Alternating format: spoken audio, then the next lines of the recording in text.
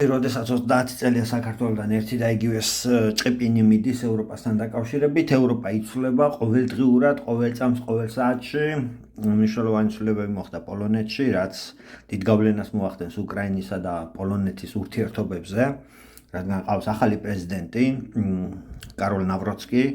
გავისაუბროთ ცოტა ვინ არის ეს ტიპი, რა შეხედულებები აქვს და უკვე რა ნიშნებს იძლევა უკრაინასთან ურთიერთობა და ზელენსკის დამოკიდებულება და ამის დამოკიდებულება.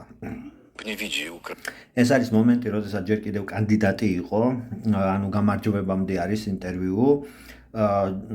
ჟურნალისტი უსვამს კითხვას, რომ თქვენო ვერ ხედავთო უკრაინასო ევროპაშიო?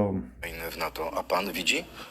Ja mam stałe zdanie w tej მე ამასთან მაქვს მტკიცე აზრიო. kwestii. Ja na dzień dzisiejszy nie დღევანდელ დღესო მე ვერ ვხედავ უკრაინასო ჩვენ სტრუქტურებშიო.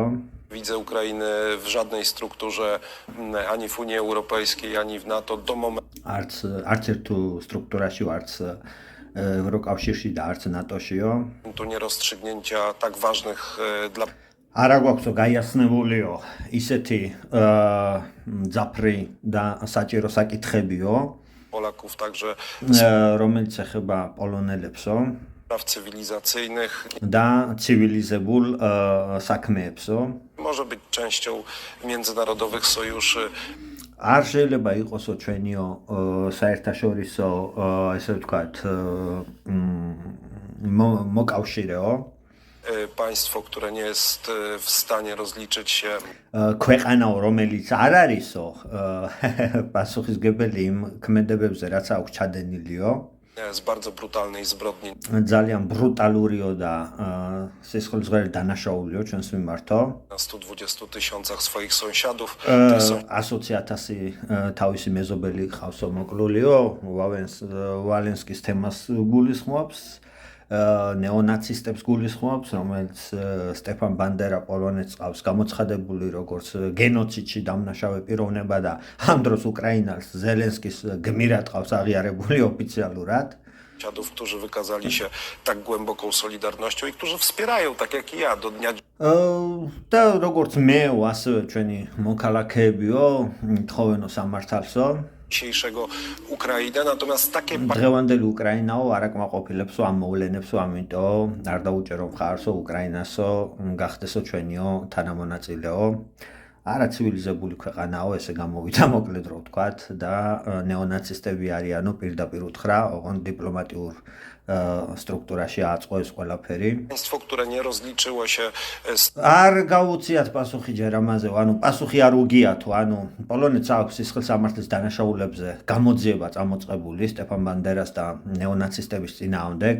ითხოვს საქმის დასრულებას და ითხოვს, რომ უკრაინის ტერიტორიაზე შევიდეს საგამოძიებო ორგანოები პოლონური და ჩაატარონ გამოძიება, რა დონის ისასტიკები იყო ჩადენილი. ეხლა ამას რატო ითხოვს, ყველას კარგად გვესმის. პოლონეთს აქვს პრეტენზიები დაკარგულ ტერიტორიებზე, რომელსაც აქვს პოლონეთის ტერიტორიები უკრაინას და ასევე ითხოვს პასუხისგებას სამართებლივს უკრაინამ, რომ ამაზე პასუხი აგოს და ასევე ითხოვს იმას, რომ გამოცხადდეს როგორც გენოციდში დამნაშავე სტეფან ბანდერა, როცა ამ დროს კიდევ ზელენსკის პოზიცია ყველამ კარგად ვიცით გმირად ყავს აღიარებული, ხო? taką brutalnością. მოკლედ გადაიკვეთა ამათი ინტერესები სერიოზულად, უკვე ეს არის ხალხის ძალა, უმეტესობის პოლონელების ძალას წარმოადგენს და მათ ხედვას წარმოადგენს ეს ტიპი. ეს არ არის ვიღაც იმით შემოფარგლული მხოლოდ რომ რაღაც წინასაარჩევნო ყურებს რო ასიამოვნოს პოლონელების ზედ განცხადებებს აკეთებს, მთელი თავის ცხოვრება ეს ბიჭი ჩართული არის ნაციონალურ მოძრაობებში, შეხვედრები ტყეებში, ჩხუბებში, ბოქსიორი არის, ნაცისტური ტატუები აქვს ბეჭებზე სავსე. ჩხუბებში აქვს პირდაპირ ხელჩართულ ჩხუბებში აქვს კრიმინალურ ბრძოლებში მიღებული, ანუ არალეგალურ ჩხუბებში და არალეგალურ ქმედებებში პირდაპირ იყო გარეული 2009 წლიდან მოყოლებული. თავზე ესხმოდა რაღაც მუზეუმებს, იმებს, გრუპულად ეს და ორგანიზაცია ქონა, ისე კი არა, თვითონ ვიღაც კი არ იყო ეს თავზე ხელაღებული არაბეთ, ნაციონალისტურ თავის ქვემებს ითხოვს რა. uniki, aby do tego doprowadzić, nie może być częścią struktur międzynarodowych. Ja jako przyszły prezydent Rzeczpospolitej Polskiej powiem jasno stronie ukraińskiej, że nasz wysiłek finansowy. მოკლედ ვეტყვი ამას და იმას, რომ მე ამ გამოსვლასთან დაკავშირებით ზელენსკის დაუსვეს კითხვა, ზელენსკი ძალიან უტიფრად მოიქცა, რა ქვია მაგ ტიპს, ანუ ეს პოლიტიკური სიგნალი არის, რომ უტიფრობის, ვინო, ანუ ვითომ არ იცოდა ვინ იყო კაროლ ნავროცკი და ნავროცკისო მოუწევსო რაღაცების გადახედვაო და რაღაც სიგიჟეები ლაპარაკა რაღაც ზელენსკიმ, მერე მოუწია გაიმარჯვა ნავროცკიმ, რა თქმა უნდა, იმიტომ რომ პოლონელების პოზიცია არის ის, რასაც ეს წარმოადგენს, ეს ტიპი ზუსტად და მათი ხედვა არის ზუსტად ესეთი უკრაინის მიმართ და პოლონეთის მიმართ ზოგადად და ევროკავშირის მიმართ. მოუწია მე ზელენსკის მიელოცა ამ ტიპისთვის და უთხრა რომ იმედი მაქვს რომ ვითანამშრომლებთო და ამანაც გასცა ისეთივე პასუხი როგორცაც მოველოდით რა თქმა უნდა ჩვენი შეხვედრა არა მარტო